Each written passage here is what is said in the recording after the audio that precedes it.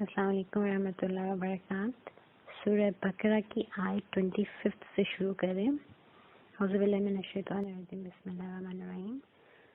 وبشر الذین، اور بشارت ہے ان لوگوں کے لیے، آمنو جو ایمان لائے، وعملوا الصالحات اور پھر انہوں نے اعمال صالح کیے۔ قرآن پاک میں آپ نوٹ کریں گے ٹل دی ویری اینڈ ہمیشہ ایمان کے ساتھ عمل صالح کا ذکر ہے۔ علم وداؤٹ عمل از ناٹ ایکسیپٹڈ بائی اللہ تعالیٰ۔ علم وہ ہے جو آپ کے عمل میں نظر آتا ہے، اور عمل کے لیے علم کی فاؤنڈیشن ہونا لازمی ہے، کیونکہ بغیر علم کے عمل کریں گے تو وہ بے فائدہ ہوگا، یا وہ آپ کو اللہ سے دور لے جائے گا۔ اسی طرح بغیر عمل کے جو علم ہے وہ انسان میں غرور اور تکبر پیدا کر دیتا ہے۔ تو پورے قرآن پاک میں کہیں آپ کو اکیلا ایمان نظر نہیں آئے گا۔ بعض جگہوں پہ اس طرح بھی لکھا ہوگا، اور بے شک وہ لوگ جو ایمان لاتے ہیں اور پھر تقوی اختیار کرتے ہیں۔ اب وہاں پہ تقوی جو ہے وہ اعمال صالح کی طرف اشارہ ہے، جس طرح سورہ بقرہ کے ہم نے شروع میں دیکھا کہ یہ وہ لوگ ہیں جو نماز قائم کرتے ہیں اور اللہ کی راہ میں خرچ کرتے ہیں، یہ اعمال ہیں۔ تو اس لیے قرآن پاک میں ایمان اور عمل صالح یہ ایک کیٹیگری ہے، یہ ایک دوسرے کے لیے لازم و ملزوم ہے۔ تو اللہ تعالیٰ فرما رہے ہیں وہ لوگ جو ایمان لاتے ہیں۔ اب ایمان کیا ہے؟ یہ آپ کی زبان کا اقرار ہے، اٹس این علم، اور اعمال صالح کے ہیں اس علم کے اوپر عمل۔ تو پہلے میں نے ایک بار بتایا تھا کہ حضرت علی سے کسی نے پوچھا کہ علم کیا ہے، تو آپ نے جواب دیا کہ علم وہ ہے جو جسم یا روح میں جذب ہو جائے اور پھر انسان کے عمل میں نظر آئے۔ تو اللہ تعالیٰ فرماتے ہیں کہ بشارت ہے، خوشخبری ہے ان لوگوں کے لیے جو زبان سے بھی ایمان لاتے ہیں، ان کا دل بھی ایمان پہ مضبوط ہے، اور پھر ان کے اعمال صالح جو ہیں وہ اس بات کا ثبوت دیتے ہیں کہ وہ اپنے رب کے بندے ہیں۔ انا، ان کو کس بات کی بشارت ہو؟ انا کہ بے شک لہم ان کے لیے ہیں جناتن، جنات کا مطلب ہوتا ہے بہت زیادہ گرینری جس جگہ پہ ہو، جنہ سے نکلا ہے۔ جنہ چھپی ہوئی چیز کو بھی کہتے ہیں، اس لیے جن کے لیے بھی جیم نون کا مرکب یوز ہوتا ہے۔ تو جنہ کا مطلب ہے وہ جو نہایت گرین اور نہایت ہی مخفی، اتنی قیمتی وہ جگہ ہے کہ وہ ابھی مخفی رکھی گئی ہے۔ تو ایسی خوبصورت جنتیں ہیں ان کے لیے، ایسے باغ ہیں، تجری بہتے ہیں جن کے نیچے، من تحت الانہار، جن کے نیچے نہریں بہ رہی ہیں۔ نہر، النہر جو ہے یہ عربی میں اس جگہ کو کہتے ہیں جہاں پانی بہتا ہو۔ تو یہاں پہ انہار ہی کہا جا رہا ہے کہ یہ وہ جنتیں ہیں، وہ مقامات ہیں جن کے نیچے اللہ تعالیٰ کی نعمتوں کی نہریں بہ رہی ہوں گی۔ کلما رزقوا منہا، اور یہ سب وہاں سے رزق کھائیں گے، اس کے اندر سے، من ثمرۃ رزقاً، پھلوں کا رزق وہاں پہ ان کو دیا جائے گا۔ اب obviously اللہ تعالیٰ نے جب وعدہ کیا ہے کہ جنت میں انسان جو خواہش کرے گا اس کو ملے گا، تو وہاں ہر چیز ملے گی کھانے کی، لیکن پھلوں کا ذکر کیوں کیا گیا؟ بتانے کے لیے کہ پھل اس دنیا میں بھی they are the most مطلب valuable of the رزق جو یہاں پہ دنیا میں بھی دیا گیا۔ کالو حاضہ، اب وہ جنتی جب ان پھلوں کو دیکھیں گے، کالو وہ کہیں گے، حاضہ الذی، یہ تو جو ہمارے ہاتھوں کے سامنے، حاضہ دیکھیں یہاں پہ قریب کا صیغہ ہے، ان کے ہاتھوں کے سامنے وہ پھل پڑے ہوں گے، تو وہ کہیں گے حاضہ الذی، یہ جو پھل اس وقت دیے جا رہے ہیں یہ بالکل ویسے ہیں رزقنا من قبل، جیسے ہم پہلے رزق دیے گئے، یعنی کہ یہ تو ملتے جلتے ہیں دنیا جیسے پھلوں سے۔ وَأُوتُوا بِهِ مُتَشَابِهًا، اور ہمیں اس سے ملتے جلتی، متشابہن، ان سے ملتی جلتی یہ چیزیں پہلے بھی دی گئی تھیں۔ وَلَهُمْ، اور ان جنتوں میں ان جنتیوں کے لیے، وَلَهُمْ فِيهَا ان میں ہوں گے ازواج مطہرۃ بہت ہی پاک اور بہت ہی نفیس کمپینینز ہوں گے. وَهُمْ فِيهَا خالدون جس میں یہ ہمیشہ خالدون کا مطلب ہمیشہ ہمیشہ رہنا اور اس میں وہ ہمیشہ ہمیشہ رہیں گے. اب یہ آیت مردوں سے بات نہیں کری. اللہ تعالیٰ ہمارے ہر ایمان اور عمل صالح کرنے والے میرے بندے اور بندی کو یہ خبر دے دیں. تو یہ ازواج مطہرات یہ جو حور کے بارے میں ایک کانسیپٹ ہے، یا یہاں پہ کہا جاتا ہے کہ ترجموں میں لکھا ہوتا ہے ان کو بیویاں ایسی دی جائیں گی. اب یہ آیت ہر مومن مرد اور عورت سے بات کری ہے، یہ وعدہ ہر مومن مرد اور عورت کے لیے. تو اس لیے جو زوج ہے اس کو سمجھنے کی ضرورت ہے کہ زوج کہتے ہیں بیوی کے لیے بھی یوز ہوتا ہے، خاوند کے لیے بھی یوز ہوتا ہے.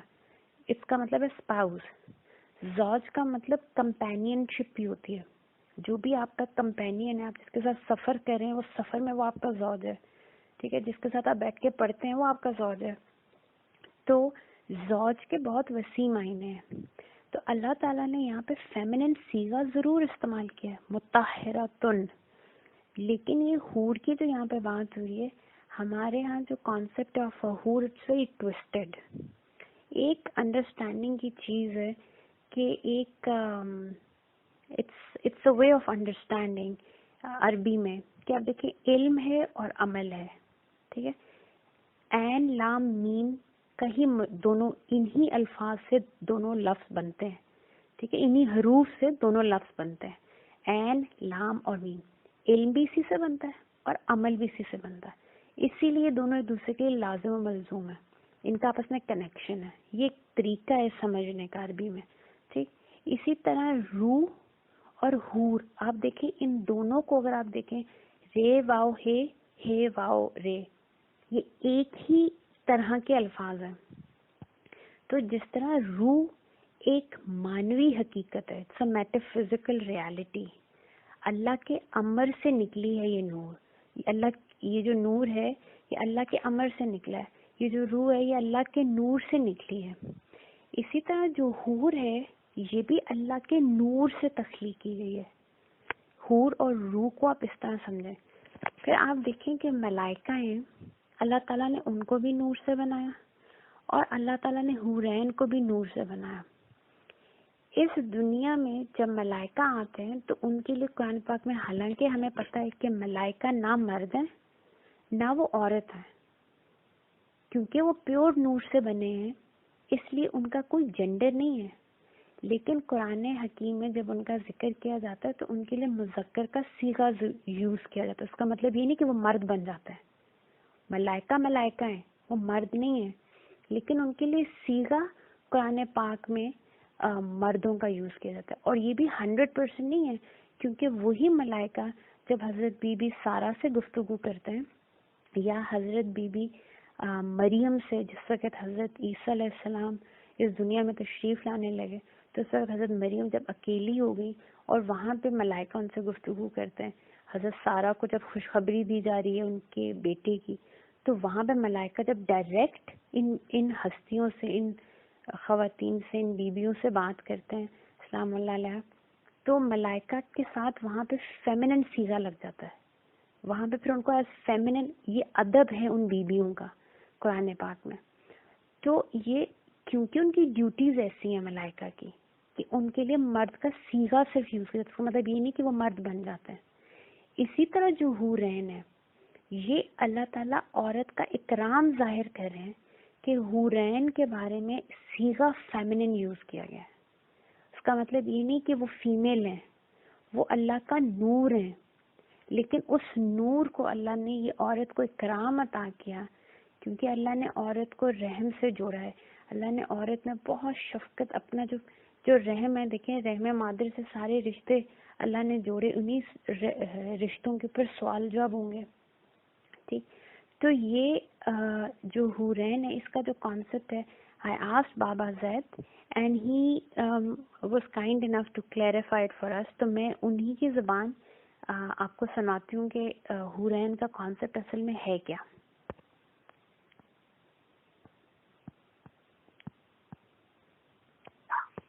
اہل علم نے حور کے بارے میں جو کلام کیا ہے کہ وہ مخلوق ہے، ٹھیک ہے، جس طرح باقی تمام خلائق ہے، حور اور فرشتہ میں، ملک میں فرق یہ ہے کہ فرشتوں اور ملائکہ کی تخلیق جن سے نور سے ہوئی ہے، ٹھیک ہے، اور حوران بہشتی کی تخلیق جن سے نور سے نہیں، لطف نور سے ہوئی ہے۔ اچھا، اب ان میں کیا فرق ہوا؟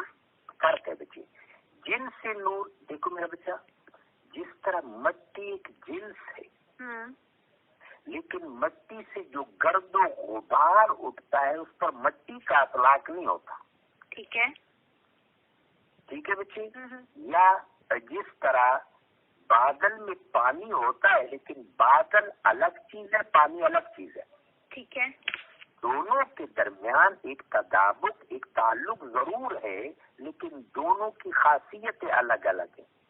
جن سے نور سے ملائکہ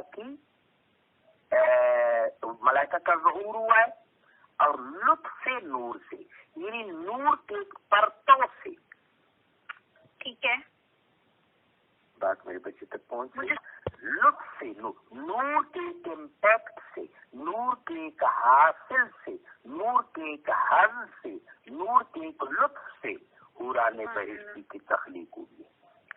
ان کا وجود مبارک بالکل لطیف ہے، اور ان کا وظیفہ ذکر ہے، اور ان کا مقام ولایت ہے۔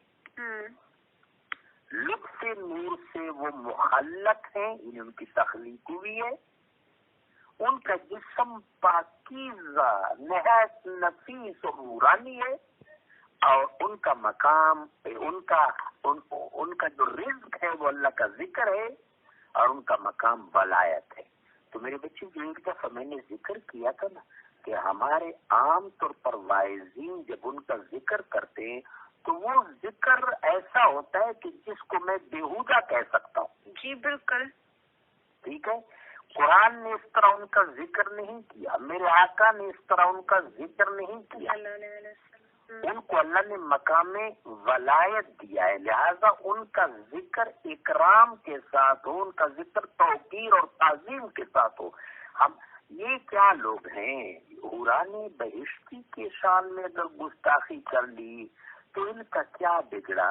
یہاں تو حالت یہ ہے کہ انبیاء علیہم السلام کے شان میں بیادبیاں کی جاتی ہیں، اور جب اگلوں کو باور کرا دیا جاتا ہے، انتباہ کر دیا جاتا ہے۔ مثلا پچھلے جو صاحب نے یوسف علیہ السلام کے حق میں بڑا سخت تجاوز کیا، جب ان کو انتباہ کیا گیا تم نے کیا کیا، تو بجائے اس کے کہ توبہ کرے، استغفار کرے، تجدید ایمان کرے، وہ اس پر مصر ہوا کہ یہ قرطبی نے لکھا ہے، جبکہ قرطبی نے ایسا نہیں لکھا ہے۔ میرا بچہ، پہلی بات ہے کہ قرطبی نے اور رازی نے ایسا نہیں لکھا ہے، بالفرض اگر لکھا بھی ہو تو قرطبی اور رازی تو دلیل نہیں ہے۔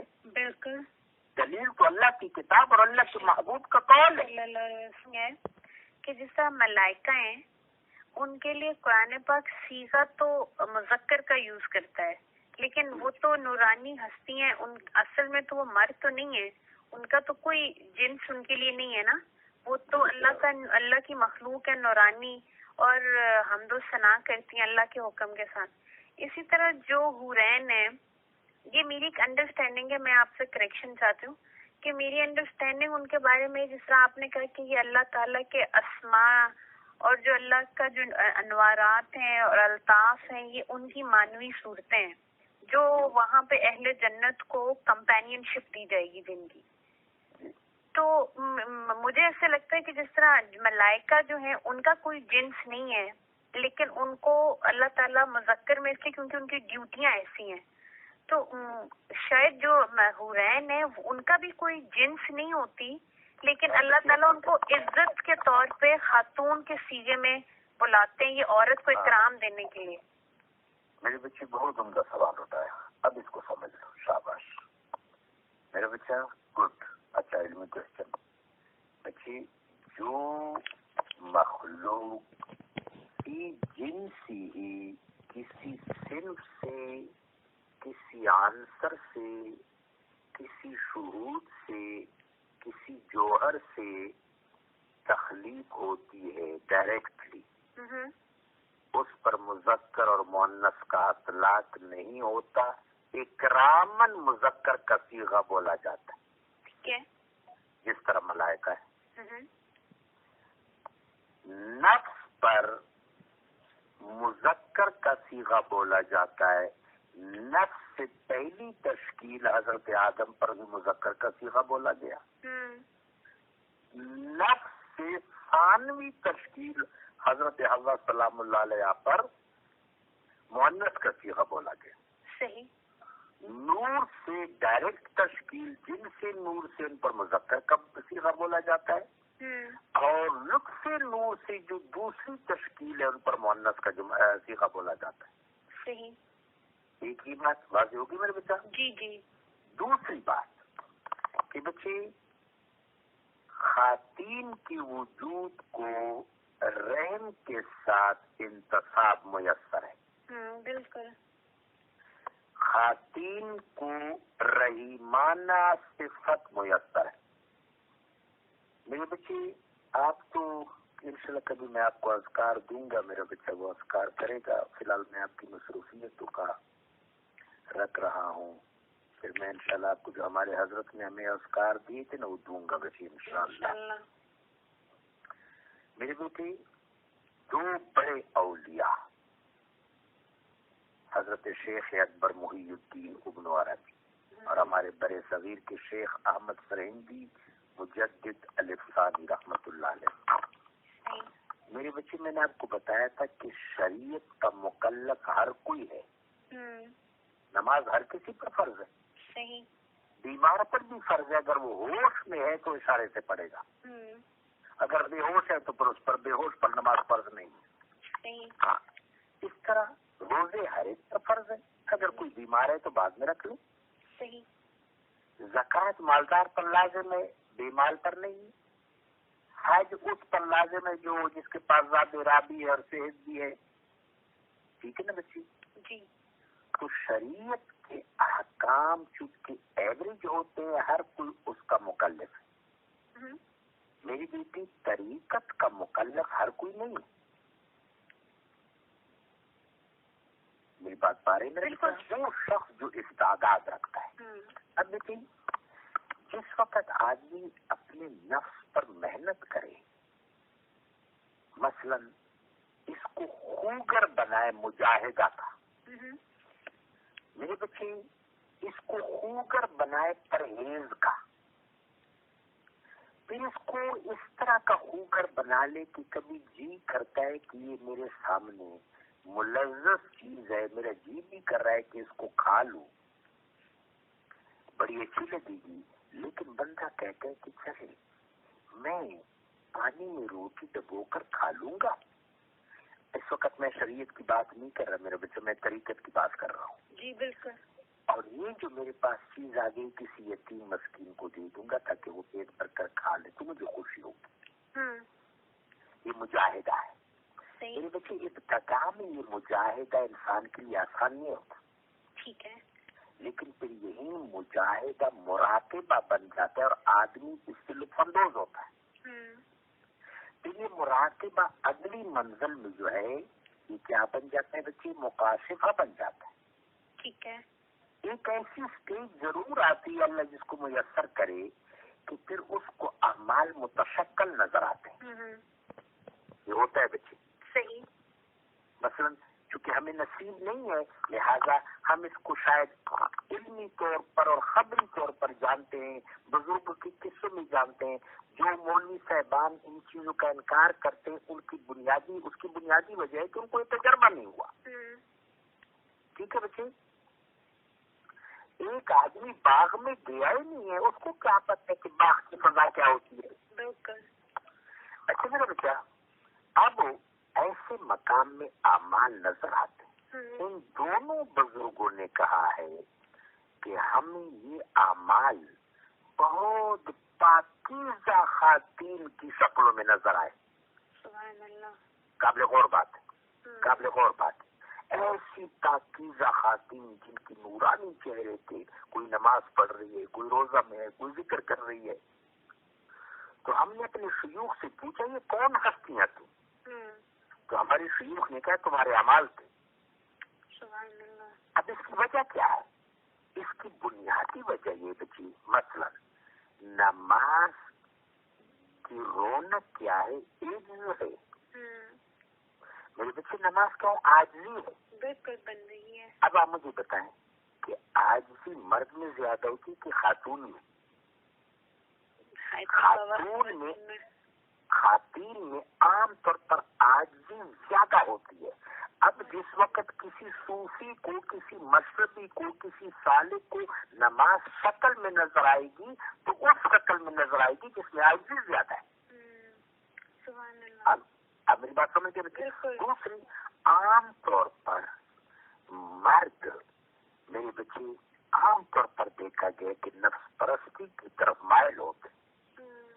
خواتین عام طور پر اپنی آبرو کی حفاظت کرتی. لیکن میں استثناء کی بات نہیں کر رہا. شاباش میرا بچہ، ایسی بھی. لیکن جب ہم ان خواتین کی تاریخ پڑھتے ہیں تو وہ بھی کسی جبر کی وجہ سے ان مغلظات میں پھنسی ہیں. ایسا نہیں ہوتا کہ ارادہ تک. میرے بچے، اللہ چونکہ خدائے کریم و جلیل نے خاتون کے بطن سے آدم علیہ السلام کی نسل کو پھیلانا ہے تو ایسی خصوصیات دی ہیں خاتون کو جو مردوں کو میسر نہیں ہے. میرے بچے، یہ محسوس کیا جا سکتا ہے. لہذا خاتون جو ہے عام طور پر دیکھا گیا ہے کہ وہ اپنی عصمت اور عفت کی حفاظت کرتی ہے. وہ خواتین بھی اپنی عصمت اور عفت کی حفاظت کرتی ہیں جن کے شوہر اچھے نہیں ہوتے. صحیح. اب ظاہر بچے، فرض کرے ایک آدمی روزہ کو خاتون کی شکل میں دیکھے، اس کی بنیادی وجہ یہ ہے کہ وہ اصل میں روزہ کی عفت اور عصمت کو دیکھ رہا ہے. تو ان دونوں بزرگوں نے، یہ باقی بزرگ، بہت سے بزرگوں سے ایسی روایات ہیں.